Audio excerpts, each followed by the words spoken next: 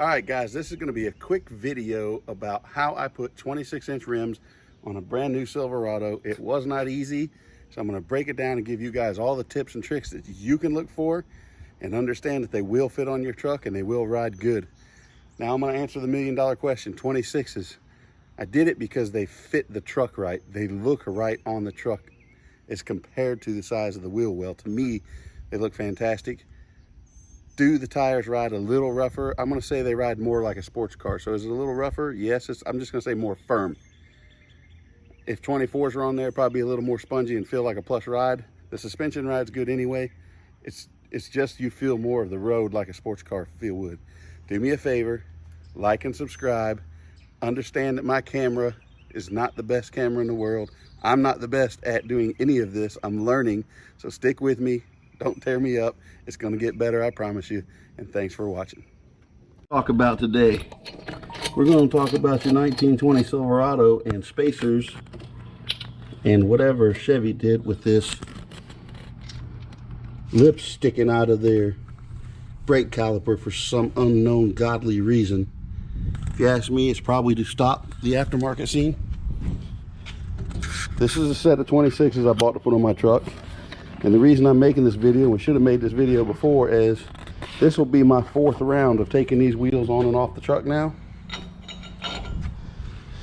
So first off, the company sent me a 6mm spacer. That was a no-go because we hit the brakes. So the back of the wheel hits this hump on the brake caliper. And of course, we've got an airplane flying over, so if you hear it, I'm sorry. So I don't even know why this is on the brake caliper. Nobody knows. I've been doing some research too.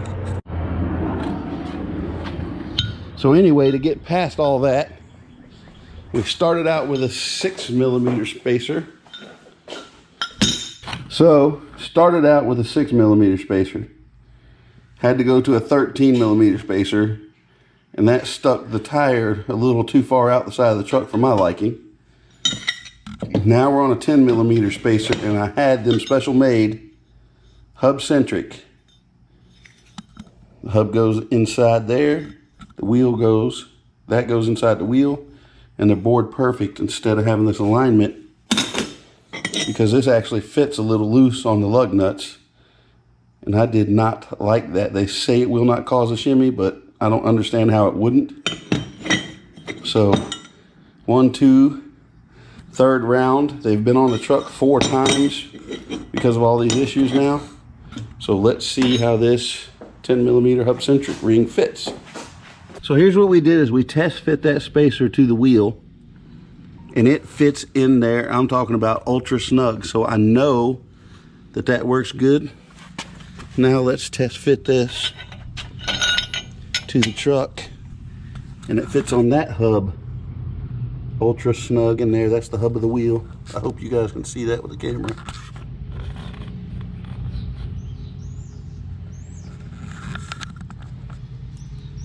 So this should center my wheel completely perfect. And I hope we clear the brake this time, so let's give it a shot. Okay, 10mm spacer. I know that's hard for you to gauge, but it looks like maybe there's 2 or 3mm gap between the caliper and the wheel. Praying that's enough. We're gonna take it for a test ride and stick it out, but I love the way everything fit. We're gonna put it back together and put it on the ground. One of the last things we're gonna talk about, because I had to double and triple check because I just didn't believe it, was the fact that you actually have to torque these to 140 foot-pounds. So what we're doing is running around torquing them to about 100 first, then adjusting it and coming back to 140. Kind of scary to me. I mean, they are some thick studs and some lugs, but 140 is the most I've ever seen anybody torque any lug nuts to. So if you guys are out there on the web searching, save yourself some trouble, because I searched everywhere. I even called the dealer, and I looked on a bunch of websites, and 140 is what I picked. 26s because I saw a lot of pictures of 22s and 24s that just looked too small for the look I was going to go. So 26s was not a pride thing or gotta have it thing with me. I wanted the truck to look a certain way, so I wanted the tire to fill the fender well all the way around in just a certain way so the truck would look. So what happens is I ended up with a 305/30 26, and that has 109 what they call XL load rating on it. And then if you go over here and read, you'll see where it says 2,271 pounds and the load rating. And the guy at the tire shop was actually telling me, hey, I don't want to work on this truck because I don't believe your load rating's right. The inside of the door says it should be 115 and you got 109 on your tires. So then, of course, I'm on the phone with Lexani because these are the Lexani tires I've never ran before. I'm going to tell you, for a quarter of the price of all the other tires I've run, these things handle the rain perfect.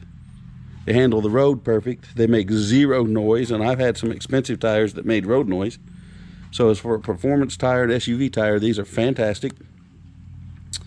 And let's go over this load rating thing. So if I have 4 tires at 2,271 pounds, that means I have 9,084 pounds of load rating on this truck. We're at about a 7,000 pound truck. And the most I ever tow typically is a boat, which might have a 500 pound tongue weight. So I feel like I'm plenty in the clear. I'm still going to do some research. I'm talking to you guys just because you're on my channel, and I know there's going to be a lot of people out there wondering what happens when you put 26s on this truck. And there is a lot of issues. Like I said, this is the 4th time these have been on and off my truck. As soon as I showed you the side view, you'll understand why I did the size that I did, because I think they look phenomenal on the truck. One of the other issues that we had is, if you notice, these lug nuts actually stick out. Because of the spacer, we had to use a different lug nut on the front, and they're flush. So I will have to replace the lug nuts again. Okay, so here's the 2 different lug nuts that we've got going on. I know they're hard to see. Here's the standard lug nut. As you can see, it's beveled so it centers the wheel. And this is called an ET lug nut. So you see it actually goes in the wheel right here, this part does, and then centers the wheel up. And for some reason, they sent me shorter ones. I like the shorter because it looks more flush anyway in the wheel. But what you have is it actually works like this. This last little part right here actually countersinks down into the wheel. And the reason that that is happening is I need extra threads to grab because we have the spacer that's actually backing this off. So this one here grabs about 4 threads because the spacer is backing us off the hub. So I'm only grabbing about four threads on the actual stud. So this one going in grabbed about 8 threads, which is more than enough. The problem is this one, since there's no spacer on the back, actually bottoms out on the stud before it ever tightens the wheel. So we're going to have to come up with another set of lug nuts that will be this height to match the front ones. So yet again, another problem. I'm trying to get these guys who are helping me to make a package deal so I can send you guys to the website and you can buy everything you're going to need to put wheels on your truck. Again, I just think this is part of the bogus stuff only because Chevrolet did what they did there to their brakes. And look, I'm not an engineer. I don't know why they did it, but I know it's made my life complete hell. So that's just one more of the issues you have. The spacer is going to be an issue. The clearance in your fender well is going to be an issue, which we're going to talk about next. And then these have been an issue. So we got 2 things here we've had a problem with. I just showing you the chrome because I had them. The spacers we had a problem with, and now clearance. So once I get these back on the truck, I'm going to show you what we did to fix the clearance. Clearance, Clarence. Okay, last thing I want to talk about is the clearance. Actually, the 26s didn't do near as bad as I thought they would do. We got about a half a turn on them before they started rubbing this inner fender well in here. And this is a carpeted liner fender well. So, I don't know how bad the rubbing is or how bad it matters, but I'm not a guy who likes anything halfway. So we started looking around, and here's the funny thing. The fender well, if you see, it's gonna be hard. I backed it in, I guess that's about 2 inches now. That fender well used to be flush right here with this fender. What they had to do that is they have this bracket that sits up inside of there. It mounts to the body, and then the fender well actually mounts to this bracket. And I'll show you that. If you go right inside here, you'll see that hole where it used to have a screw in to mount it.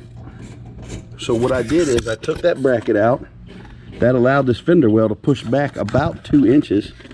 Then I just simply popped another hole into there and put one of the screws that came out of the bracket back in there. And that actually held my liner back a whole nother 2 inches. And now, I'm gonna be honest with you, the only time I have a slight rub is when I'm at full lock and I actually hit some kind of a bump. On a standard day-to-day driving, I have 0 rubbing, even on full lock. Going into my driveway is fine, but I'm gonna say this, like if you went over a speed bump and you had the wheels turned full lock and you went over a speed bump, you get a slight rub. It's not annoying, it's not obtrusive, it's just a slight rub.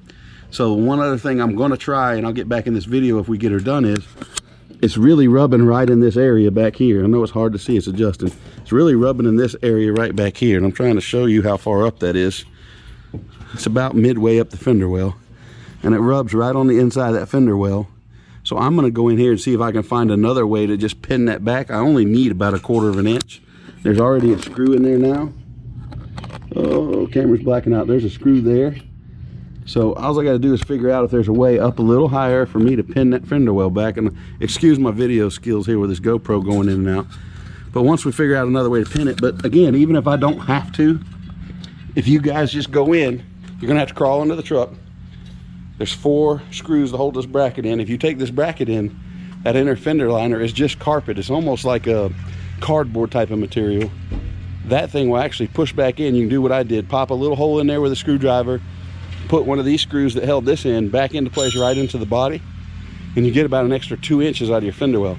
I believe that's going to be a lot of important information for a lot of people, even with the 4-wheel drive guys who want to jack your trucks up. If you push your fender well liner in there, I think it's going to help you guys not hit that liner on your full lock. I'm not positive because I haven't, this truck is a 4-wheel drive, but I haven't lifted any of these newer trucks. I have lifted the older ones. But for you guys wanting to lower them, sitting on 24s, 26s, just remove this ugly thing that's in here, and I don't even know why they put it in, and then pin that fender well back, and you're going to have a lot of luck with it. Good luck to you. So now we can get to it. I want to show you guys why I chose the 26s to fit my particular truck, and I'm going to give you a scan over. The sun is going down, so it's probably going to look a little awkward in the video, but just bear with my videoing skills because I really don't have any skills when it comes to that. But there she is. It's hard for you guys to probably see, but as you can see, I personally think the 26 fits the fender wells absolutely perfect. And I think they look like they belong there, in my opinion, versus a lot of the 22s I've seen on these trucks look like little donuts. Again, I apologize for the way the sun is setting on the truck. Maybe I should do this another time. I'm just running out of time. So there you guys see how low she sits. And she's sitting on 26s. Looking fine, I might add.